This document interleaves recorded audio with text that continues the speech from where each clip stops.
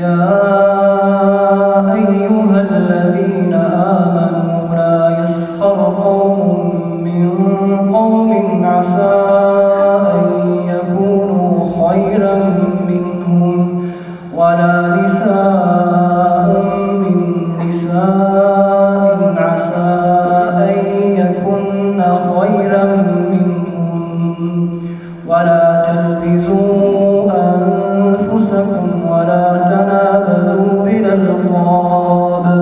بئس الاسم الفسوق بعد الإيمان ومن لم يتب فأولئك هم الظالمون يا أيها الذين آمنوا اجتنبوا كثيرا من الظن إن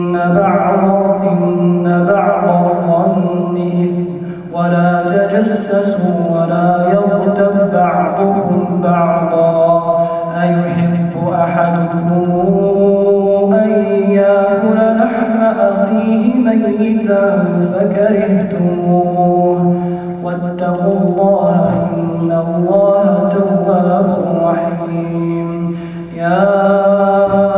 أيها الناس إنا خلقناكم من ذكر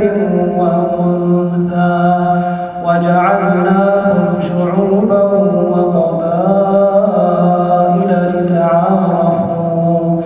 إن أكرمكم عند الله أتقاكم إن الله عليم خبير قالت الأعراب آمنا قل لم تؤمنوا ولكن قولوا أسلمنا ولما يدخل الإيمان في قلوبكم وإن تطيعوا الله ورسوله لا يلدكم من أعمالكم شيئا